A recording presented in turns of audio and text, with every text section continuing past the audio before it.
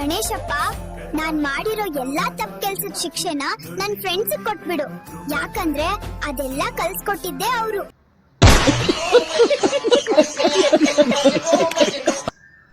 ಏನು ಅರ್ಥವೇ ಆಗ್ತಿಲ್ವೇ ಈ ಕೇಸು? ಎಳೆ ಮಗು ಆಗಿದ್ದಿದ್ರೆ ಓಕೆ, ಏನಿದು? ಹಾಯ್, ಗುಡ್ ಮಾರ್ನಿಂಗ್, ಶುಭೋದಯ ಎಲ್ರಿಗೂ. ನಾನಿವತ್ತು ಬೇಗ ಎದ್ದು ನನ್ನ ಫ್ರೆಂಡ್ಗೆ ಸರ್ಪ್ರೈಸ್ ಕೊಡಬೇಕು ಅಂದ್ಕೊಂಡೆ. ಬಟ್ ಟೈಮು ಇವತ್ತು ಸರಿ ಇಲ್ಲ. ಟೈಮ್ ನೋಡಿದ್ರೆ 9:20 ಆಗೋಗ್ಬಿಟ್ಟಿದೆ. ಯಾಕಂದರೆ ಇವತ್ತು ಮೇ 1 ಇರೋದ್ರಿಂದ ನಾನು ನಿನ್ನೆ ರಾತ್ರಿ ಮಲಗೋದು ಸ್ವಲ್ಪ ತಡ ಆಯಿತು. ಟೈಮ್ ನೋಡಿದ್ರೆ 9:20 ಆಗೋಗ್ಬಿಟ್ಟಿದೆ. ಸೊ ಏನು ಮಾಡೋಕ್ಕಾಗಲ್ಲ. ಅವ್ನು ನನ್ನ ಫ್ರೆಂಡು ತುಂಬ ಸರಿ ನನ್ನ ಕರೀತಾ ಇದ್ದ, ಬಾರಪ್ಪ ಯಾವಾಗಾದರೂ ರಜೆ ದಿನ ನಮ್ಮ ಶಾಪ್ ಕಡೆ ಬಂದು ಹೋಗೋ ನಾನು. ಬಟ್ ನಾನು ರಜೆ ಇದ್ದಾಗ ಮನೇಲಿರ್ತಿದ್ದೆ, ಅದರ್ಸ್ ಟೈಮಲ್ಲಿ ಡ್ಯೂಟಿಗೆ ಹೋಗ್ತಿದ್ದೆ. ಸೊ ಹಂಗಾಗಿ ನನಗೆ ಫ್ರೀ ಸಿಗ್ತಿರ್ಲಿಲ್ಲ. ಸೊ ಇವತ್ತು ಮೇ 1 ರಜೆ ಇದೆ, ಹಂಗಾಗಿ ಮನೆಯಲ್ಲಿ ವೈಫು ಮಕ್ಕಳೆಲ್ಲ ಊರಿಗೆ ಹೋಗಿದ್ದಾರೆ, ಯಾರೂ ಇಲ್ಲ. ಸ್ಟಿಲ್ ಇವಾಗ ನಾನು ಬ್ಯಾಚುಲರ್ ಆಗಿದ್ದೀನಿ. ಸೊ ಹಾಗಾಗಿ ನನ್ನ ಫ್ರೆಂಡ್ನ ಭೇಟಿ ಮಾಡೋಕ್ಕೆ ಹೋಗ್ತಾಯಿದ್ದೀನಿ. ಅವ್ನು ಯಾವುದೇ ಇನ್ಫಾರ್ಮೇಷನ್ ಕೊಟ್ಟಿಲ್ಲ, ವಿತೌಟ್ ಇನ್ಫಾರ್ಮೇಷನ್ನು ಹೋಗಿ ಅವನಿಗೆ ಸರ್ಪ್ರೈಸ್ ಕೊಡೋಣ. ಹಾಯ್, ನಮ್ಮ ಫ್ರೆಂಡ್ ಇರೋ ಪ್ಲೇಸ್ಗೆ ಹೋಗಬೇಕು ಅಂತ ಹೇಳಿದ್ದೆ, ಆದರೆ ಟೈಮ್ ನೋಡಿದ್ರೆ ಈಗ 11:30 ಆಗಿದೆ. ಏನು ಮಾಡೋಕ್ಕಾಗುತ್ತೆ? ಸದ್ಯದ ಪರಿಸ್ಥಿತಿಯಲ್ಲಿ ನಾನು ಕೂಡ ಬ್ಯಾಚುಲರ್. ನಾನೇ ಅಡುಗೆ ಮಾಡ್ಕೋಬೇಕು, ಮನೆ ನಾನೇ ಕ್ಲೀನ್ ಮಾಡ್ಕೋಬೇಕು, ನಾನೇ ಎಲ್ಲನೂ ತಿಂದಿದ್ದು ಉಂಡಿದ್ದನ್ನೆಲ್ಲ ವಾಶ್ ಮಾಡಿ ಎತ್ತಿಡಬೇಕು. ಸೊ ಹಂಗಾಗಿ ಟೈಮ್ ತುಂಬ ಲೇಟ್ ಆಯಿತು. ನಾನಿವತ್ತು ಅವನು ಶಾಪ್ ಓಪನ್ ಮಾಡೋಕ್ಕೂ ಮುಂಚೆ ನಾನಲ್ಲಿ ಹೋಗಿ ಅವನಿಗೆ ಸರ್ಪ್ರೈಸ್ ಕೊಡೋಣ ಅಂದ್ಕೊಂಡೆ.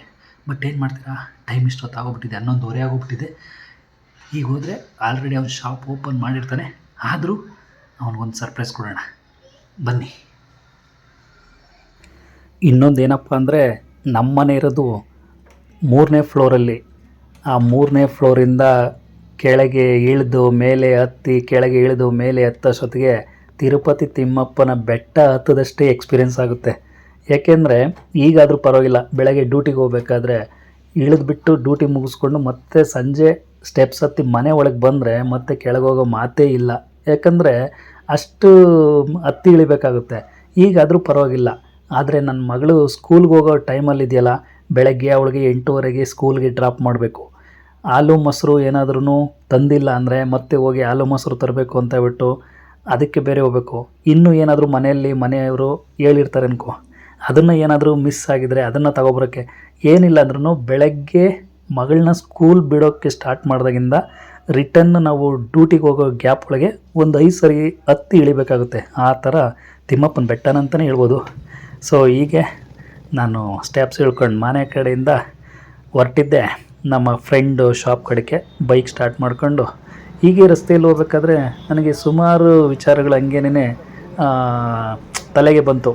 ಏನಪ್ಪ ಅಂದರೆ, ರಾಜಕೀಯವಾಗಿರ್ಬೋದು ಅಥವಾ ಸಾಂಸ್ಕೃತಿಕವಾಗಿರ್ಬೋದು, ಏನೇ ಆಗಿರ್ಬೋದು. ಮೊದಲೆಲ್ಲ ಬೆಂಗಳೂರು ಅಂದರೆ ಉದ್ಯಾನ ನಗರಿ ಅಂತ ಹೇಳುತ್ತಿದ್ರು. ಈಗ ಉದ್ಯಾನ ನಗರಿ ಅಲ್ಲ, ಅದು ಬಿಸಿಲಿನ ನಗರಿನೇ ಆಗಿಬಿಟ್ಟಿದೆ. ಯಾಕಂದರೆ ಹೆವಿ ಬಿಸಿಲು, ಮರ ಗಿಡಗಳೆಲ್ಲ ತುಂಬಾ ಕಡಿಮೆ ಆಗಿದೆ. ಯಾಕಂದರೆ ಮೆಟ್ರೋ ಬಂದಿರೋದ್ರಿಂದ ಮರ ಗಿಡಗಳನ್ನೆಲ್ಲ ಕಡಿದು ಹಾಳು ಮಾಡಿದ್ದಾರೆ. ರಸ್ತೆ ವ್ಯವಸ್ಥೆ ಅಂತೂ ಹೇಳಂಗಿಲ್ಲ, ಸಿಕ್ಕಾಪಟ್ಟೆ ಗುಂಡಿಗಳು, ಡ್ರೈನೇಜ್ ಓಪನ್ ಆಗಿದೆ. ಬೈಕುಗಳು ಹೋಗ್ಬೇಕಾದ್ರೆ ಎಲ್ಲಿ ಗುಂಡಿ ಇದೆ ಎಲ್ಲಿ ನೀರಿದೆ ಅಂತಲೇ ಗೊತ್ತಾಗಲ್ಲ, ದಬಾಕೊಂಡು ಬಿದ್ರೂ ಕೇಳೋರಿಲ್ಲ. ಈ ಥರ ಒಂದು ಪರಿಸ್ಥಿತಿ. ಏನು ಮಾಡೋಕ್ಕಾಗಲ್ಲ, ಬೆಂಗಳೂರು ಅಂದ್ರೇ ಜೀವನ. ತುಂಬ ಜನ ಬೆಂಗಳೂರು ನಂಬ್ಕೊಂಡು ಜೀವನ ಕಟ್ಕೋಬೇಕು ಅಂತ ಬಂದಿದ್ದಾರೆ. ಅದರಲ್ಲಿ ತುಂಬ ಜನ ಉದ್ಧಾರ ಆಗಿರೋರು ಇದ್ದಾರೆ, ಹಾಳಾಗಿ ಹೋಗಿರೋರು ಇದ್ದಾರೆ. ಅದನ್ನೇನು ಮಾಡೋಕ್ಕಾಗಲ್ಲ, ಅದು ಅವರವರ ಹಣೆ ಬರೋಕ್ಕೆ ಅವರವರ ಇದಕ್ಕೆ ಬಿಟ್ಟಿದ್ದು. ಸೊ ಆಲ್ಮೋಸ್ಟು ನಾವು ಬಗಲ್ಗುಂಟೆ ರೀಚ್ ಆದೆ ಅಂತ ಅಂದ್ಕೊತೀನಿ. ಮೇ ಬಿ ಇದು ಬಗಲ್ಗುಂಟೆನಾ? ಹೌದು, ಬಗಲ್ಗುಂಟೆನೇ. ಇದು ಎಂಟ್ರೆನ್ಸ್ ಮಾರಮ್ಮ ದೇವಸ್ಥಾನಕ್ಕೆ ಹೋಗ್ಬೇಕಾದ್ರೆ ಆರ್ಚಿಂದ ಇದು ಒಳಗೆ ಹೋಗುತ್ತಲ್ಲ ಸ್ಟ್ರೀಟು, ಆ ರಸ್ತೆ ಇದು. ಸೊ ಫಸ್ಟೆಲ್ಲ ಬರಬೇಕಾದ್ರೆ ಆ ಕಡೆ ಈ ಕಡೆ ತುಂಬಾ ಕಂಜಕ್ಷನ್. ಅಂದರೆ ಇವತ್ತೇನಪ್ಪ ಅಂದರೆ ಮೇ 1 ಲೇಬರ್ಸ್ ಡೇ ಆಗಿರೋದ್ರಿಂದ ಆಲ್ಮೋಸ್ಟ್ ಎಲ್ಲರೂ 3 ದಿನ ರಜೆ ಸಿಕ್ಕಿರೋದ್ರಿಂದ ಊರಿಗೆ ಹೋಗಿರಬೇಕು. ಅದಕ್ಕೋಸ್ಕರ ರೋಡು ಫ್ರೀ ಆಗಿದೆ. ಇಲ್ಲ ಅಂದರೆ ಎಂಟ್ರೆನ್ಸಿಂದ ದೇವಸ್ಥಾನ ಹತ್ರ ಹೋಗೋಕ್ಕೆ ಸರಿ ಸುಮಾರು 15 ಮಿನಿಟ್ಸ್ ಬೇಕಾಗೋದು. ಆದರೆ ಇವತ್ತು ರೋಡ್ ಫ್ರೀ ಆಗಿರೋದ್ರಿಂದ ಆಲ್ಮೋಸ್ಟು ಒಂದು 5 ಮಿನಿಟ್ಸ್ಗೆ ಎಂಟ್ರೆನ್ಸಿಂದ ದೇವಸ್ಥಾನ ಹತ್ರ ರೀಚ್ ಆಗ್ಬೋದು. ನಾವು ಅಲ್ಲಿಂದ ನೋಡಿ ನೆಕ್ಸ್ಟ್ ನಮ್ಮ ಫ್ರೆಂಡ್ ಇರುವಂಥ ಸ್ಟ್ರೀಟು ಅಂದರೆ ಮಾರಮ್ಮ ದೇವಸ್ಥಾನದಿಂದ ಆಪೋಸಿಟ್ಟು ಒಂದು ರಸ್ತೆ MEI ಗ್ರೌಂಡ್ ಕಡೆ ಹೋಗುತ್ತೆ ಈ ರಸ್ತೆ ನೋಡಿ, ಇದೇನೇನೆ. ಅಲ್ಲಿಂದ ಈ ಕಡೆ ನೋಡಿದ್ರೆ MEI ಗ್ರೌಂಡ್ ಕಡೆ ಹೋಗುವಂಥ ರಸ್ತೆ. ಇಲ್ಲೇ ನೋಡಿ ನಮ್ಮ ಹುಡುಗನ ಶಾಪ್ ಕಾಣುತ್ತೆ, ಸಾಯಿ ಟೆಲಿಕಾಮ್ ಅಂತ ಹೇಳ್ಬಿಟ್ಟು. ಸೊ ಇದೇ ನಮ್ಮ ಸ್ನೇಹಿತರ ಶಾಪ್. ಏನೋ ಮಾಡ್ತಾ ಇದ್ದಾನೆ ಇವನೇ ದೊಡ್ಡ ದೋಸ್ಕನ. ಏನ್ ಗುರು ಸರ್ಪ್ರೈಸ್ ಇದ್ದಿತ್ತು? ಹಂಗೆ ಸರ್ಪ್ರೈಸೇ ನಾವು. ಹಾಂ, ಬಾರ ಬಾರ ಬಾರ 2 ವರ್ಷ ಬಂದಿದ್ಯಾ? ಏನಪ್ಪ ಮಾಡೋದು, ನಮಗೆ ಟೈಮ್ ಸಿಗಬೇಕಲ್ಲ. ಆಫೀಸ್ ಕೆಲಸ, ಮನೆಯಲ್ಲಿ ಮಕ್ಕಳು, ರಜತಿನ ಎಲ್ಲೂ ಹೋಗಕ್ಕೆ ಬಿಡಲ್ಲ. ಹಾಂ, ಇದೆಲ್ಲ ಹೊಸ್ದಾಗಿ ಬುದ್ಧನ ಬೇರೆ ಇಟ್ಟಿದೀಯಾ. ಹಾಂ, ಶಾಪು ತುಂಬ ಐಟಮ್ ಹಾಕಿದೆಯಲ್ಲಪ್ಪ. ಹಾಂ, ಏನೋ ಮಾಡ್ಬೇಕಲ್ಲ. ಹೇಗೆ ಬಿಸ್ನೆಸ್ಸು ಓಕೆನಾ, ರನ್ ಆಗ್ತಾ ಇದೆಯಾ ಚೆನ್ನಾಗಿ? ಏನೋ ರಾಯರ ಕೃಪೆ, ಓಕೆ. ನಿಮ್ಮಂತರ ಆಶೀರ್ವಾದ. ನಮ್ಮಂಥರದಲ್ಲ ಕಣ, ನೋಡೋ ಅಲ್ಲೇ ಭಗವಂತ ತಿಮ್ಮಪ್ಪ, ಅಲ್ಲಿ ರಾಯರು, ಎಲ್ಲರ ಅವರ ಕೃಪಾ ಕಟಾಕ್ಷ ನಿನಗೆ. ಹಾಂ, ಓಕೆ ಓಕೆ. ಏನ್ ಇತ್ತಿದಂಗೆ ಹಿಂಗೆ? ಹಾಂ, ಹೇಳ್ತಾ ಇದ್ದಲ್ಲಪ್ಪ ಸುಮಾರು ದಿನಗಳಿಂದ ಬಾರಪ್ಪ ಅಂತ ಹೇಳ್ಬಿಟ್ಟು. ಒಂದು ಫೋನ್ ಇಲ್ಲ, ಒಂದು ಮೆಸೇಜ್ ಇಲ್ಲ. ಹಂಗೇನೆ ಸ್ವಲ್ಪ. ಹಾಂ, ಇವನೇ ನೋಡ್ರಿ ನಮ್ಮ ದೋಸ್ತ ಗೋಪಾಲ್ ಗೌಡ್ರು ಅಂತ ಹೇಳ್ಬಿಟ್ಟು. ಹಾಂ, ತುಂಬ ದಿನಗಳಿಂದ ಬಾ ನಮ್ಮ ಶಾಪ್ಗೆ ಅಂತ ಹೇಳ್ತಾ ಇದ್ದ, ಬರೋಕ್ಕಾಗ್ತಿರ್ಲಿಲ್ಲ.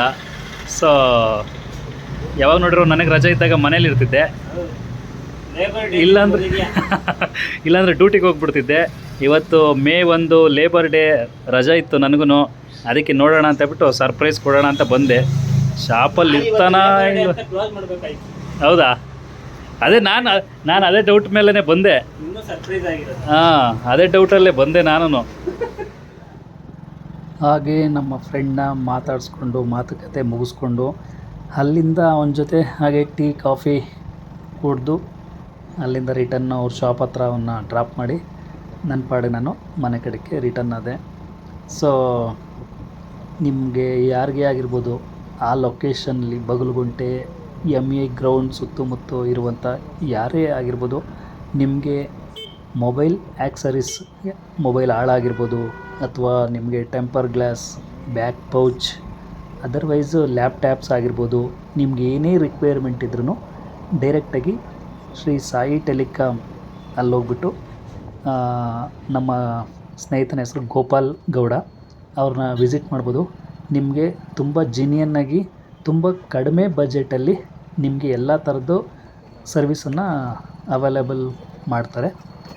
ಸೊ ಹಾಗಾಗಿ ಅವರು ಬಿಸ್ನೆಸ್ ತುಂಬ ಚೆನ್ನಾಗಿ ಇಂಪ್ರೂವ್ ಆಗಲಿ, ಇನ್ನೂ ಹೆಚ್ಚು ಕಸ್ಟಮರ್ಸ್ ಅವ್ರಿಗೆ ಸಿಗಲಿ, ಅವರಿಂದ ಕಸ್ಟಮರ್ಗೂ ಸ್ಯಾಟಿಸ್ಫ್ಯಾಕ್ಷನ್ ಆಗಲಿ, ಪ್ಲಸ್ ನಮ್ಮ ಸ್ನೇಹಿತರು ಗೋಪಾಲ್ ಗೌಡ್ರಿಗೂ ಒಳ್ಳೆಯದಾಗಲಿ ಅಂತ ಈ ಸಂದರ್ಭದಲ್ಲಿ ನಾನು ಹೇಳೋದಕ್ಕೆ ತುಂಬಾ ಇಷ್ಟಪಡ್ತೀನಿ.